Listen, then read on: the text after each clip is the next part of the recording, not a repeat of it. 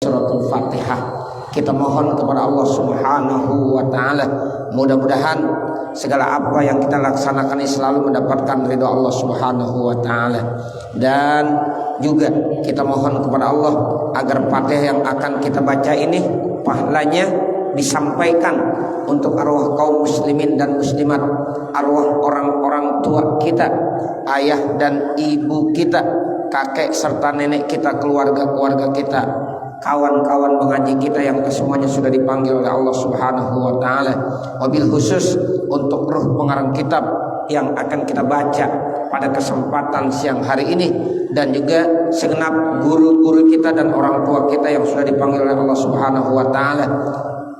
Wabil khusus kepada guru kita, orang tua kita, Bapak Kiai Haji Muhammad Thohir bin Haji Dailun, Bapak Kiai Haji Muhammad Siddiq bin Haji Daud, Bapak Kiai Haji Rahmatullah Siddiq, Bapak Kiai Haji Isa bin Haji Daud, Bapak Kiai Haji Tabrani Thohir, Bapak Kiai Haji Asnawi Thohir, Bapak Kiai Haji Abdul Rahim bin Haji Abdullah, Bapak Kiai Haji Hibatullah Siddiq, Bapak Kiai Haji Ubaidillah Isa, Bapak Kiai Haji Ahpas bin Haji Tabrani, Bapak Ustaz Haji Qasim Nasir, Bapak Ustaz Haji Hasuki Nasir, Bapak Kiai Haji Kahmas Siddiq, Bapak Kiai Haji Muhammad Ghazi, Bapak Kiai Haji Balia Isa, Bapak Ustaz Haji Ahmad Dumyati bin Kiai Haji Tabrani Thohir, dan segenap usul dan puroknya, dengan harapan kelak semoga arwah mereka senantiasa ditempatkan di tempat yang sebaik-baiknya di sisi Allah Subhanahu wa taala. Kuburnya dijadikan raudhah min riyadil jannah. Al-Fatihah ala tilkan niyah wa ila hadratin Nabi Muhammadin sallallahu alaihi wasallam. Syai'un lillah lahumul Fatihah. A'udzu billahi minasyaitonir rajim. Bismillahirrahmanirrahim. Alhamdulillahi rabbil alamin, arrahmanir rahim, maliki yaumiddin. Iyyaka na'budu wa iyyaka nasta'in. Ihdinas siratal mustaqim, siratal ladzina an'amta 'alaihim ghairil maghdubi 'alaihim waladdallin. Rabbighfirli wa liwalidayya amin.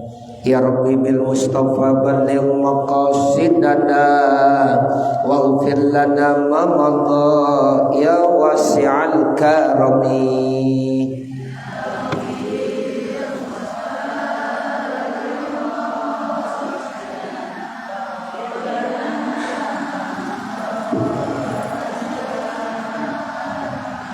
Alhamdulillahi munshil khalqi min adami, summa salatu alal mukhtari bil qidami.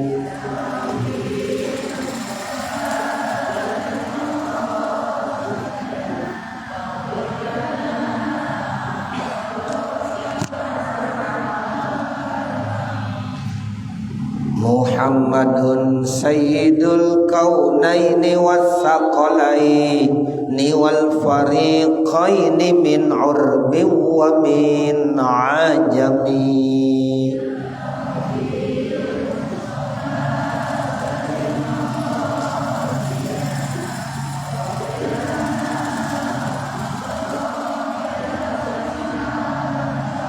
Lam yahtalim qattu taha mutlaqan abada, wa matasa'aba aslan fi mada zamani.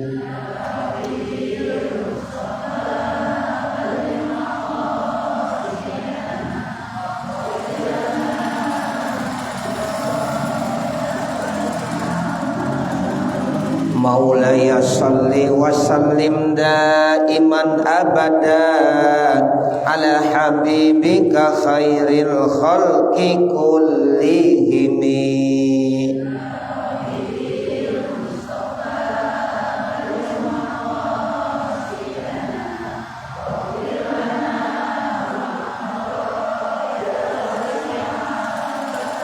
Ya muhaiminu ya salam, sallimna wal muslimin bin nabi khairil anam wa bi ummil mu'minin.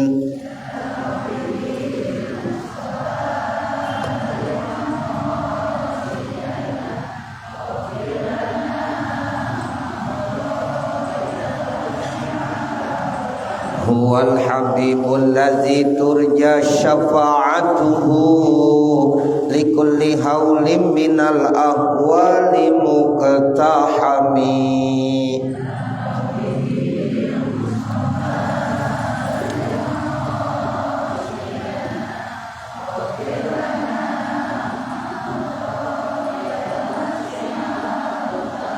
Wal ali wassahbi summa tabi'ina fahum ahlut tuqa wan naqa wal hilmi wal karami.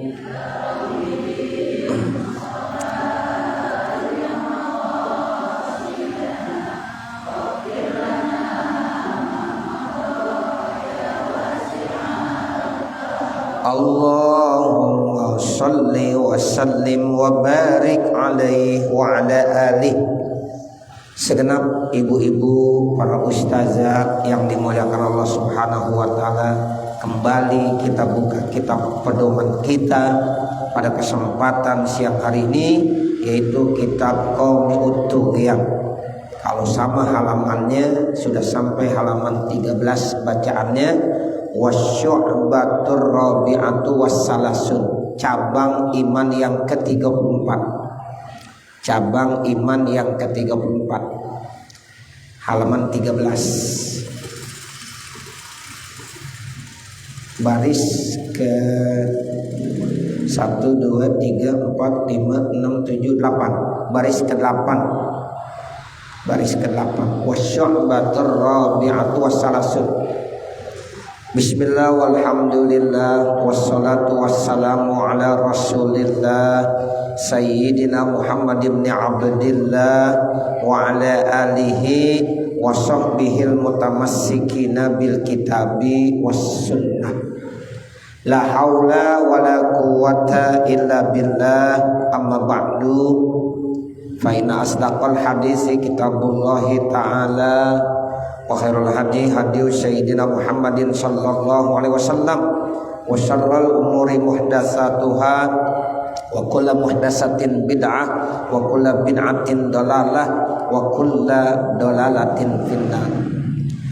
Wa bisanadil muttasili ilal imamil muallifi rahimahullahu ta'ala wa nafa'ana bihi wa bi'ulumihi fid dharaini amin. Wasyu'batur rabi'atu wassalasuna hibzul lisani amma la yanbaghi.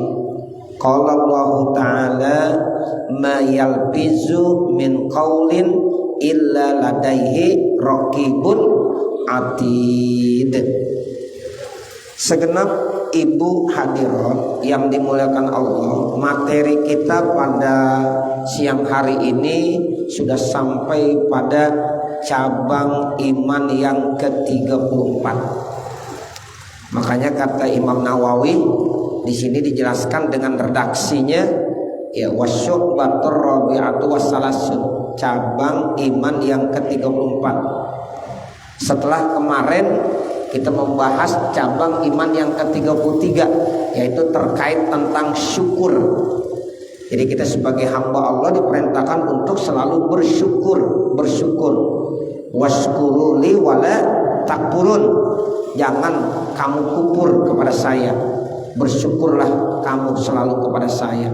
Nah, selesai masalah syukur, sekarang kita masuk cabang iman yang ke-34. Apa?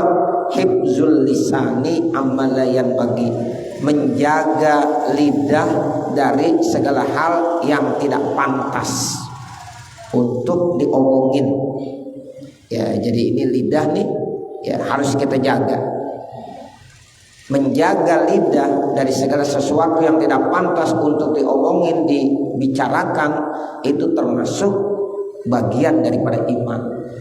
Jadi orang kalau yang imannya sempurna, berarti benar-benar tuh ibu dijaga, dipelihara lidahnya. Jangan sampai berkata-kata, isi ucapan dan kata-katanya bisa menyakitkan orang lain, bisa membuat sakit hati orang lain. Nah, ini yang dimaksud hifzul lisan amalayan bagi. Jaga tuh lidah, jangan sampai mengucapkan kata-kata yang tidak pantas dan tidak layak untuk diucapkan. Qala Allah Ta'ala, landasannya dalilnya adalah firman Allah Subhanahu wa Ta'ala, ma yalbizu min qaulin illa ladaihi raqibun atid. Sesuatu yang terucapkan dari omongan-omongan kita kecuali itu di hadapannya ada malaikat raqib dan ada malaikat atid. Jadi yang terlontar dari mulut kita, ucapan-ucapan kita semuanya itu tercatat ya oleh malaikat raqib dengan malaikat atid. Kalau baik itu malaikat raqib kerjaannya. Kalau tidak baik malaikat apa tuh? Malaikat atid. Makanya kita nggak lepas tuh, sebelah kanan, sebelah kiri ada raqib, ada atid. Ma yalfizu min qaulin illa ladaihi raqibun atid.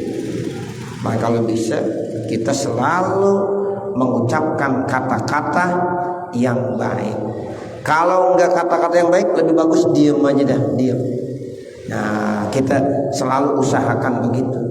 Makanya ulama-ulama kita ngajarin di dalam diri kita ini harus selalu ingat sama Allah.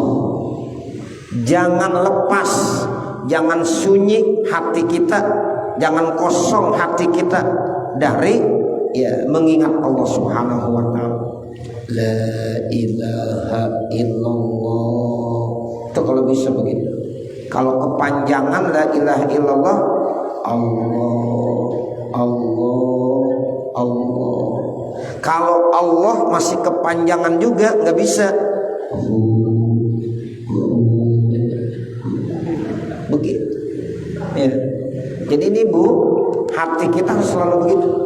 Walaupun kita lagi ngobrol nih, tapi hati kita ada Allah, Allah, Allah, Allah. Itu adalah Allah.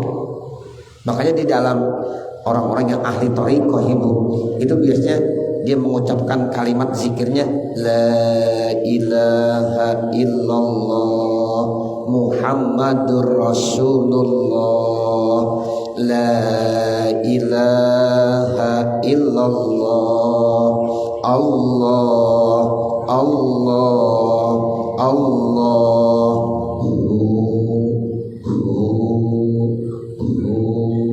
Itu begitu. Jadi hati kita Bu nggak pernah kosong ya, hati kita nggak pernah kosong untuk senantiasa berzikir kepada Allah Subhanahu wa Ta'ala.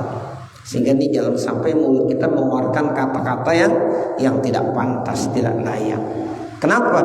Karena malaikat raqib sama malaikat atid selalu ada, dan itu yang perlu diingat. Jadi di masing-masing diri kita ada raqib, ada atid. Jadi raqib atid bukan dua. Setiap orang ada raqib atid, raqib atid. Nih kita ada raqib atid, teman kita ada raqib atidnya, raqib atid. Sama juga malaikat Israil, bukan satu malaikat Israil. Kalau satu ntar yang satu nungguin yang mestinya mau dicabut nyawanya, gitu. Jadi di setiap orang ada malaikat Israil yang udah siap untuk mencabut. Makanya walaupun berbarengan sedunia, ya itu nggak salah malaikat Israil. Begitu Ibu. Ya, jadi malaikat raqib atid ini selalu terus menjaga kita kemana saja. Ya, apa yang terlontar dari omongan kita, ucapan kita itu tidak lepas, dicatat semuanya. Dan nanti akan dimintai pertanggungjawabannya di hadapan Allah Subhanahu wa Ta'ala. Makanya Imam Al-Ghazali ketika bertanya kepada murid-muridnya, wahai muridku, wahai santri-santriku, kira-kira yang paling tajam di dunia ini apaan? Ditanya begitu Ibu, yang paling tajam di dunia ini apa? Lalu santrinya murid jawab pedang. Ya, jadi yang paling tajam kata santri-santri Imam Al-Ghazali, ya pedang. Ada yang bilang lagi golok, ada yang bilang lagi pisau. Lalu apa yang dimaksud oleh Imam Al-Ghazali. Imam Al-Ghazali senyum, lalu kata Imam Al-Ghazali, bukan itu yang saya maksud. Yang paling tajam dalam hidup dan kehidupan ini al-lisan. Apa? Lidah. Itu yang paling tajam, lidah. Jadi lebih tajam daripada pedang. Lidah lebih tajam daripada golok. Lidah lebih tajam daripada pisau. Kenapa? Karena kalau sudah terlontar omongan dan itu omongan menyakitkan, ya itu bisa lebih sakit daripada orang yang ya kena pisau. Makanya kata ibu-ibu, sakitnya nih di sini nih. Ini di sini nih sakitnya. Begitu. Makanya di sinilah kita ya dianjurkan untuk senantiasa menjaga lidah kita, termasuk cabang iman yang ke-34, menjaga lidah dari hal-hal yang tidak pantas dibicarakan. Ini mayal bizu min qaulin ila ladhi raqibun atid, terdapat dalam surah Qaf ayat 18. Wa qala Nabi sallallahu alaihi wasallam, dan Rasulullah sallallahu alaihi wasallam bersabda, qiyamuddini as-salatu wa sinamul amali al-jihadu wa abdalu akhlaqil islami as-sumtu hatta yaslaman nasu. Rasulullah bersabda, qiyamuddini, tiang-tiang pondasi agama, satu as-sholat, sholat. Jadi pondasi tiangnya agama pertama sholat. Wasinamul amali al jihad, sementara ya ketinggian amal itu ada pada jihad. Jadi pondasi tiangnya agama sholat. Kalau kepangkatan yang tinggi dalam amal itu jihad. Kemudian wa abdalu akhlaqil Islam, akhlak Islam yang paling abdol as-sumtu, diem, hatta yaslaman nasu, sehingga manusia selamat. Jadi ada 3 komponen yang mesti kita perhatiin nih ibu-ibu.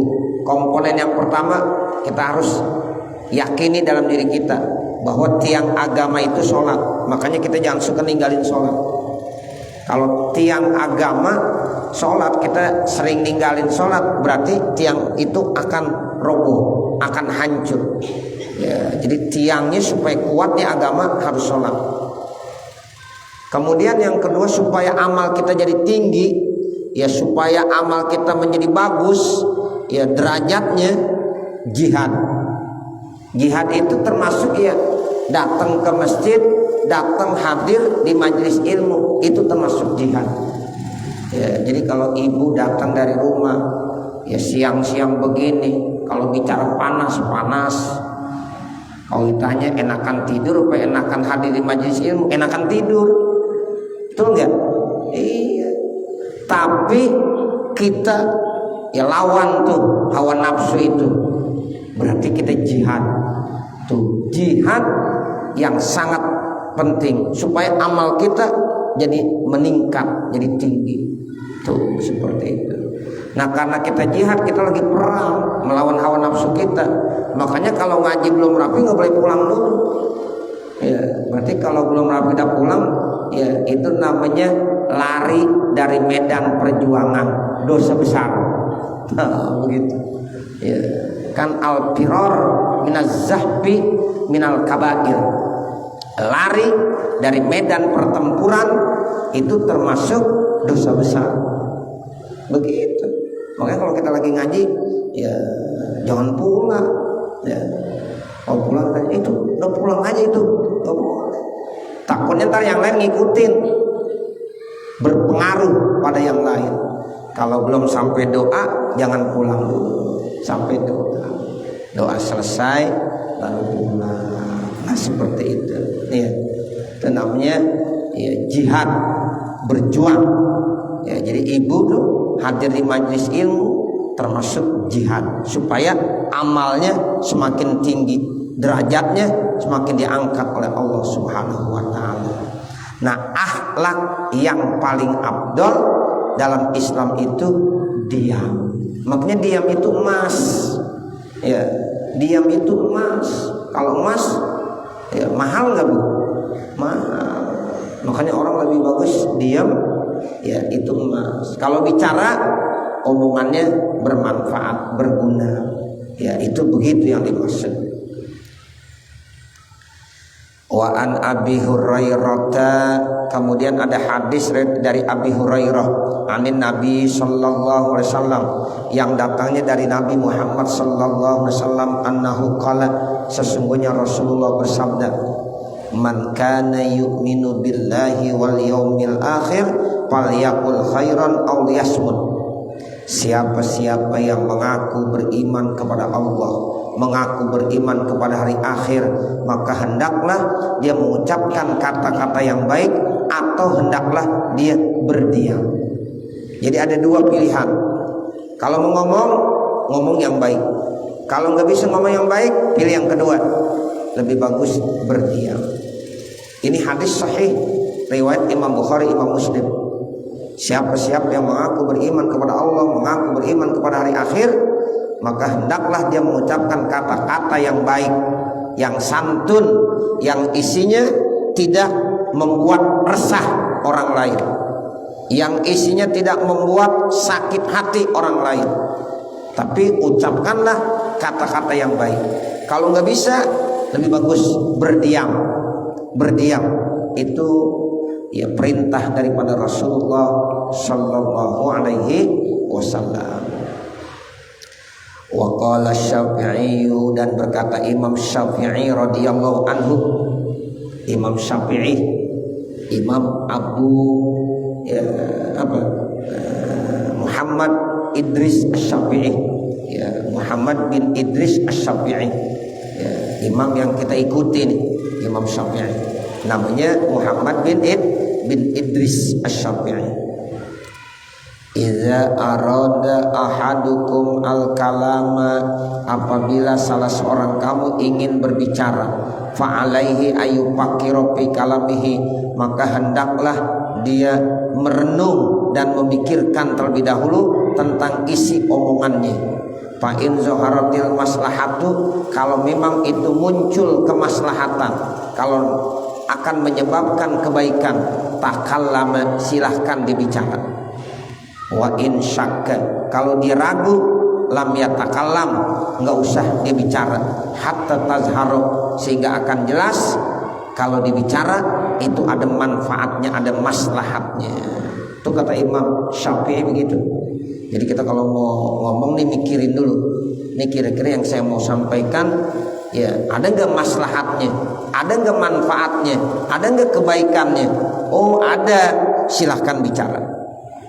Tapi kalau seandainya kita ragu nih kita, ini kalau kita ngomong baik nggak, dampaknya bagus nggak, apa dampaknya nggak bagus, lebih bagus diam dulu. Nah ntar kalau udah yakin bahwa kalau kita bicara itu dampaknya baik, positif, baru ngomong. Makanya ada, Bu, ya ulama-ulama yang selalu megang benda, ya bahkan dimasukkan ke dalam mulutnya. Kalau dia mau ngomong baru dibuka, ya diambil. Ntar selesai ngomong dia ya taruh lagi di dalam mulutnya. Kenapa? Takut kalau dia bicara nanti isinya itu lebih banyak mafsadatnya daripada maslahatnya. Nah seperti itu begitu ya, hati-hatinya orang-orang yang soleh terkait dengan omongan. Ya, sehingga dia ngomong apa adanya, yang perlu aja diomongin. Kalau udah nggak perlu diomongin, lebih bagus didiam saja. Begitulah kata Imam Syafi'i. Ya beliau selalu ya memberikan nasihat kepada kita, berpikir terlebih dahulu sebelum kita bicara. Kalau memang itu memunculkan kemaslahatan, bicara. Kalau enggak usah bicara. Wa min kalamil hukama'i, dan diantara kalamnya orang-orang yang bijak. Ya, hukama itu artinya orang-orang yang bijak. Di antara omongan orang-orang yang bijak, man nataqa bi ghairi khairin faqad lagha. Kata beliau, siapa-siapa yang berbicara tapi tidak ada nilai kebaikannya, maka sia-sia saja. Wa man nazara bi ghairi i'tibarin, dan siapa-siapa yang berpikir tanpa ada i'tibar terlebih dahulu, melihat tanpa ada i'tibar terlebih dahulu, faqad sahat, berarti dia udah lalai. Wa man sakata bi ghairi fikrin faqad laha, dan siapa-siapa yang diam tanpa berpikir, maka sungguh dia juga sudah lalai. Nah, itu orang-orang bijak, ya bicaranya begitu. Wa qala Hakimun, dan telah berkata Imam Hakim, iza a'jabakal kalam, apabila kalam kamu itu membuat herannya kamu, pasmut, maka lebih bagus kamu diam. Wa iza a'jabaka sumtu, dan apabila diam itu membuat kamu ujub, kagum, fatakalam, maka bicaralah. Ada lagi yang punya pendapat begitu. Kalau kita bicara, kita jadi ujub, jadi bangga, ya sombong, merasa kita yang paling hebat, lebih bagus diam. Kalau kita diam, merasa wah kita yang paling hebat nih, bangga terhadap diri sendiri, nah lebih bagus kita bicara. Jadi artinya kita harus selalu melawan hawa nafsu yang ada dalam diri kita. Kalau hawa nafsu, saya kalau bicara nih, pokoknya hebat dan nih, nah lebih bagus diam. Tapi ketika dia bilang, wah saya kalau diam ini paling bagus nih, ya itu lebih bagus dia bicara. Itu artinya melawan hawa nafsu. Jadi kalau hawa nafsu pengen ke kanan, kita ke kiri. Kalau hawa nafsu pengen ke kiri, kita ke kanan. Begitu. Ya, jadi kita selalu melawan hawa nafsu. Jangan mengikuti hawa nafsu. Kenapa? Sebab hawa nafsu itu selalu mendorong manusia untuk melakukan perbuatan-perbuatan yang tidak baik. Innan nafsa la ammaratun bisu.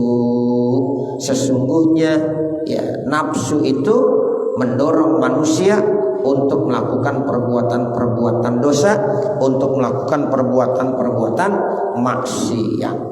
Nah, makanya diajarin begitu, kita selalu lawan hawa nafsu kita, jangan kita ikutin, jangan kita ikutin. Selesai sudah cabang iman yang ke-34 terkait tentang menjaga lidah kita. Sekarang masuk cabang iman yang ke-35.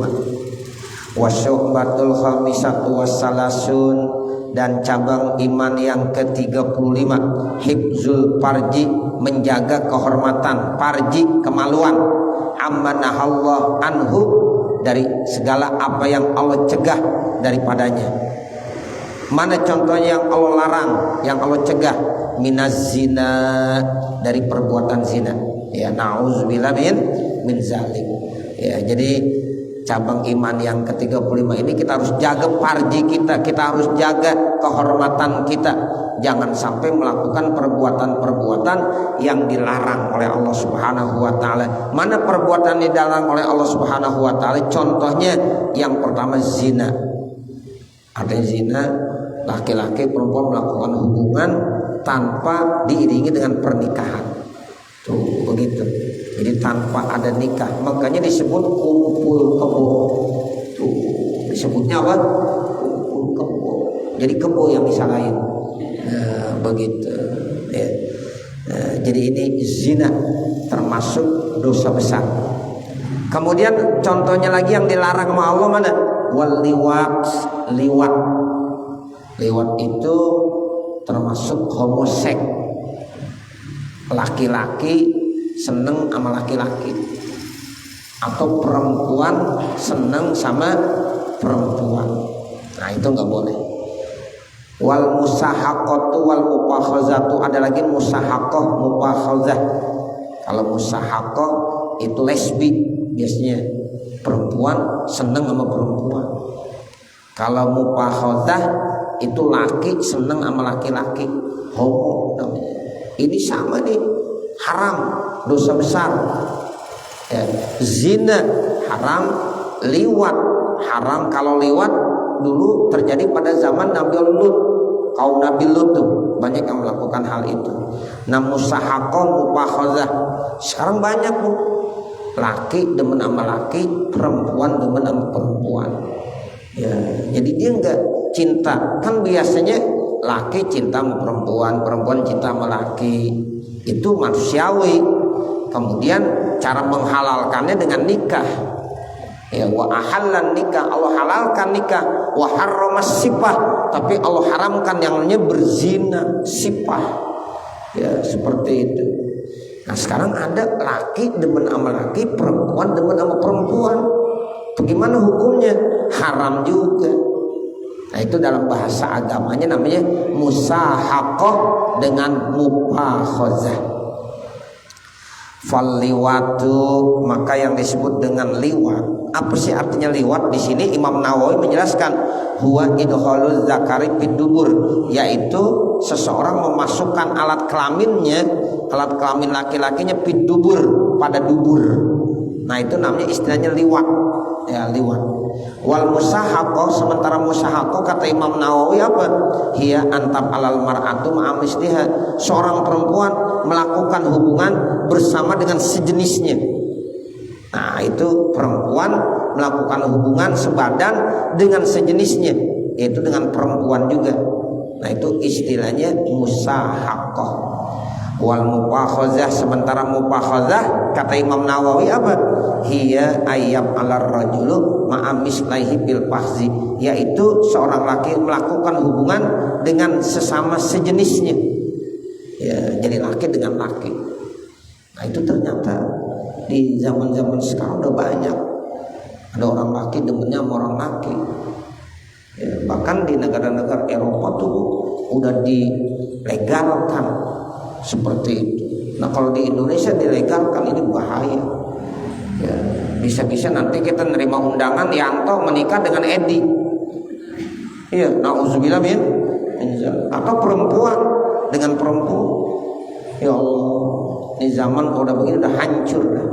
Ya, jadi kita mohon perlindungan. Ya, mudah-mudahan yang begini-begini nggak ada di kampung kita, di negara kita nggak ada. Ya, mudah-mudahan jangan sampai Allah turunkan azab. Itu zaman Nabi Allah Lut aja diturunkan azab, diturunkan batu-batu kerikil panas. Kampung itu semuanya diazab, mati semuanya ibu. Kenapa? Karena ya orang laki melakukan hubungan dengan orang laki, orang perempuan dengan perempuan. Ya, nauzubillah min zalik. Allah udah halalkan tuh yang namanya pernikahan. Laki cinta sama perempuan, perempuan cinta sama laki, itu sudah sunnatullah. Silahkan dia boleh ya melakukannya setelah dihalalkan, yaitu dengan menikah. Wa min ayatihi an khalaqalakum min anfusikum azwaja litaskunu ilaiha wa ja'ala bainakum mawaddata wa rahmah inna fi dzalika la ayatil liqaumi yatafakkarun. Nah, itu ayatnya ya. Sekarang dalilnya mana ya bahwa melakukan perbuatan zina itu hukumnya haram? Qala Allah Ta'ala, Allah Subhanahu wa Ta'ala berfirman, wala taqrabuz zina innahu kana fahisatan wa sa'a sabila. Itu begitu. Wala taqrabuz zina, jangan sekali-kali kamu mendekatkan kepada perbuatan zina. Allah nih Bu tidak nyebut zina, tapi mendekatkan kepada perbuatan zina. Allah nggak bilang wala taznu, jangan kamu berzina, tapi Allah bilang jangan sekali-kali kamu mendekatkan kepada perbuatan-perbuatan yang bisa membuat orang nanti berzina. Tuh, jadi ya, sesuatu yang bisa mendekatkan kepada perempuan zina itu udah nggak boleh. Ya, seperti itu. Apa aja bentuknya, mulai dari kenalan, ya chattingan, lama-lama akhirnya ya janjian, berduaan. Nah, akhirnya bisa melakukan hubungan. Ini nauzubillah min zalik. Makanya kepada ibu-ibu muda, tolong tuh ya reunian hati-hati. Ya, kadang-kadang gara-gara reunian ketemu ingat sama masa SMA SMP dulu. Akhirnya bisa lagi tertanam cinta yang sudah lama terlupakan. Ya. Apa namanya tuh? Nah, ibu paham semuanya. Tuh hati-hati. Ya, begitu. Ingat, kita udah punya istri, kita sudah punya suami. Nah, jangan sampai ini jadi godaan kita. Berat ibu, itu berat. Masya Allah. Kalau ini udah terjadi, Masya Allah bahaya banget. Ya seperti itu. Ya, boleh sih reunian, boleh, tapi jangan sering-sering. Kalau alasannya reunian lagi, kembali lagi, ya janjian lagi. Akhirnya sering-sering janji. Nah udah. Ya, ini kita ingat, kita udah punya suami, kita udah punya istri. Ya, nah ini jangan sampai terjadi. Makanya Allah udah bilang, wala taqrabuz zina. Jangan sekali-kali kamu mendekatkan kepada perbuatan zina. Tuh, jangankan berzina, deket aja sama perbuatan zina, itu jangan, nggak boleh. Ya. Innahu kana fahisyatan wa sa'a sabila. Sesungguhnya Bu, itu perbuatan zina ada perbuatan yang keji. Ya fahisyah namanya. Wa sa'a sabila, dan sebagai jalan yang terburuk. Nah ini terdapat di dalam surah Al-Isra ayat 33. Wa qala ta'ala, dan Allah subhanahu wa ta'ala berfirman, atatuna dzukrana minal alamin. Apakah kamu mendatangkan orang laki dengan sejenisnya, ya minal alamin, dari makhluk Allah ya yang ada di alam ini.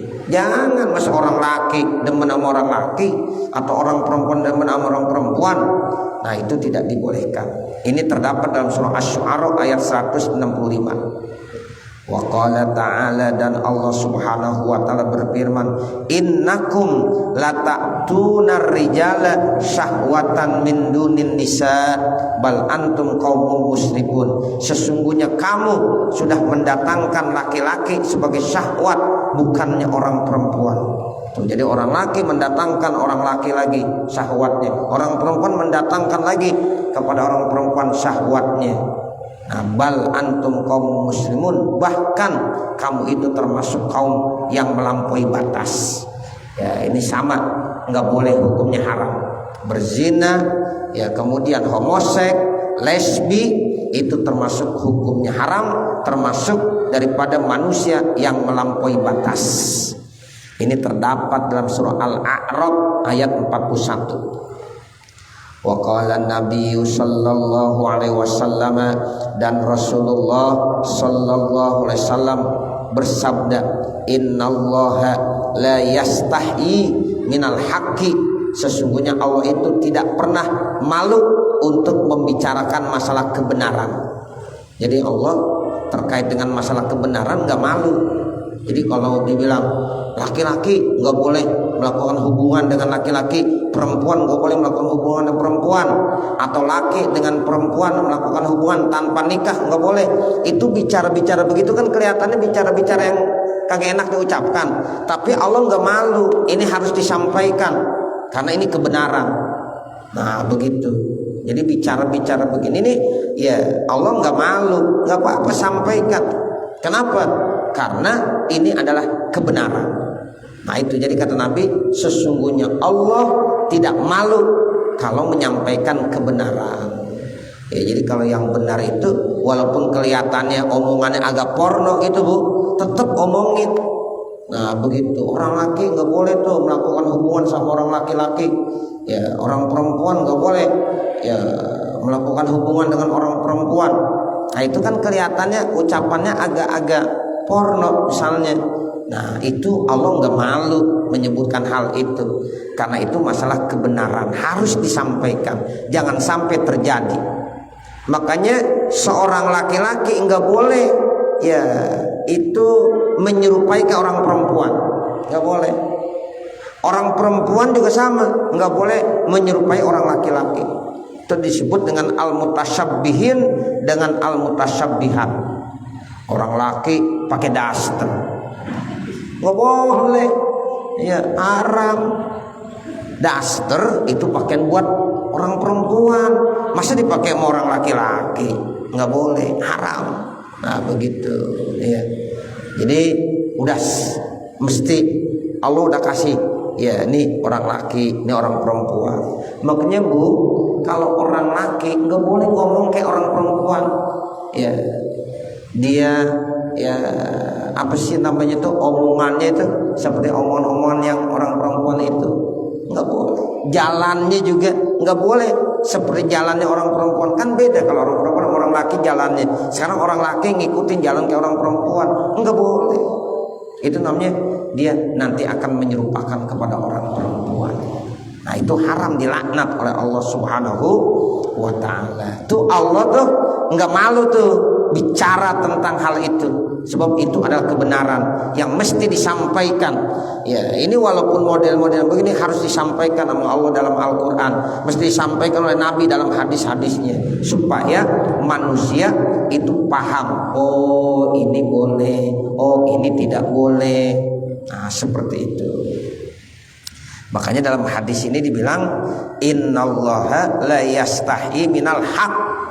Sesungguhnya Allah tidak malu ya berbicara tentang masalah kebenaran. La ta'tun nisaa, jangan kamu mendatangkan kepada perempuan-perempuan walaupun istrinya fi adbarihinna, dalam duburnya. Itu kan kata-kata begitu kelihatannya agak jorok, tapi ini perlu disampaikan. Allah nggak malu. Jadi ketika orang laki ya melakukan hubungan ya tapi melalui belakang, dubur, kagak boleh. Walaupun istrinya juga, walaupun dia istrinya, nah itu nggak boleh. Ya, jadi memang Allah udah ajarkan ya dari depannya, dari kemaluan depannya, bukan dari kemaluan belakang. Sekarang ada orang laki-laki ya melakukan hubungan walaupun itu istrinya, tapi dari jalan belakang ya melalui duburnya, itu hukumnya apa? Haram. Sekarang Allah menceritakan itu tuh dalam Al-Quran, Allah kagak malu. Kenapa? Sebab itu masalah kebenaran yang harus disampaikan. Sebab kalau nggak disampaikan takutnya nanti ada orang yang melakukan hal itu. Nah kalau udah disampaikan mereka tahu, oh ini halal, oh ini haram. Nah seperti itu. Jadi yang haram yang bagaimana? Seorang laki-laki walaupun sebagai suami nggak boleh melakukan hubungan kepada istrinya melalui jalan dubur, melalui jalan belakang. Nah seperti itu. Artinya innallaha, sesungguhnya Allah la ya'muru bil istihya, tidak memerintahkan untuk ya rasa punya malu min bayanil haqi, daripada menjelaskan yang benar. Itu jadi kalau masalah kebenaran walaupun kelihatannya agak jorok-jorok ya disampaikan aja nggak apa-apa. Kalau itu memang harus disampaikan, itu untuk menjelaskan kebenaran. Tuh begitu maksudnya. Ya apalagi kalau kita lagi belajar fikih Ibu, kalau lagi belajar fikih babun nikah, misalnya bab nikah, kelihatan nanti ada ucapan-ucapan ya keterangan-keterangan yang kelihatannya agak jorok, agak porno, lah nggak apa-apa, emang itu mesti dijelaskan. Begitu maksudnya, nggak usah malu. Nah jadi nggak usah malu kalau itu memang harus disampaikan demi ya orang ngerti supaya hidupnya jadi benar. Ya ini yang dimaksud begitu. Ya jadi Allah enggak ya rasa ya punya sifat malu kalau sedang menjelaskan hal-hal yang benar walaupun kelihatannya agak jorok. Faqaulun nazim, maka bermula perkataan nazim tagnamu ditakdiril mubtada, itu ditakdirkan mubtadanya, wa huwa bi maudi jazmin, yaitu tempatnya tempat jazam. Jawabul amri itu jadi jawab amar. Wal maknanya iza habizta lisanaka wa farjaka, apabila kamu sudah menjaga lidah kamu, kamu telah menjaga kehormatan kamu, farji kamu, fa anta tahsulur ribha fid daril akhirah, maka nanti kamu akan hasil mendapatkan keberuntungan di negeri akhirat. Tuh jadi Bu, kita kalau udah jaga nih lidah kita udah jaga kemaluan kita, farji kita, insya Allah kita akan mendapatkan keberuntungan di mana? Di negeri akhirat. Tuh begitu. Sebab yang bisa menyebabkan orang masuk neraka nih banyakkan tiga. Yang pertama mulut, yang kedua perut, yang ketiga farji, kemaluan. Itu orang bisa masuk neraka, ya dia akan terjerumus ke lembah kesesatan itu gara-gara tiga. Pertama mulut, banyak orang yang kagak selamat gara-gara mulut. Makanya disuruh jaga lidah kita. Yang kedua gara-gara perut, banyak orang kagak selamat ya di akhirat gara-gara perut. Kenapa? Gara-gara perut dia mencari ya makanan, minuman yang haram. Nah, untuk demi ya apa? Dia ingin mengisi perutnya. Nah, kan kadang-kadang orang begitu, makanan yang haram, ya dia merebut harta orang yang bukan haknya. Ya itu gara-gara ngurusin perut, gara-gara perut. Nah, yang ketiga gara-gara farji, gara-gara kemaluan, berzina. Ya, nah itu kan termasuk masalah farji. Nah, makanya kita sebagai manusia kalau udah tiga ini kita jaga Bu, mudah-mudahan kita akan selamat, beruntung bukan hanya di dunia tapi kita beruntung nanti di akhirat. Ya, jadi kesimpulannya mudah-mudahan Allah kasih kemampuan buat kita bisa menjaga mulut kita, bisa menjaga perut kita, bisa menjaga kehormatan atau ya kemaluan kita, sehingga mudah-mudahan kita termasuk orang yang beruntung fid daril akhirah, di negeri akhirat. Amin ya rabbal alamin. Nah, nanti baru kita lanjutkan qalan nazim adil amanata la tuqatil muslima wahzar ta'aman summa malaka tahrumu. Mudah-mudahan apa yang kita baca pada kesempatan siang hari ini ada manfaatnya, khususnya untuk pribadi saya dan mudah-mudahan juga untuk para hadirin hadirat jamaah sekalian. Akhirnya manakala di sana sini terdapat kesalahan dan kekurangan, saya mohon dibukakan pintu maaf yang sebesar-besarnya. Wa mal kamal illa lillah, tidak ada yang sempurna kecuali hanya Allah Subhanahu wa taala. Wa sallallahu ala sayyidina Muhammadin wa ala alihi wa sahbihi wasallam. Walhamdulillahi rabbil alamin. Wassalamualaikum warahmatullahi wabarakatuh.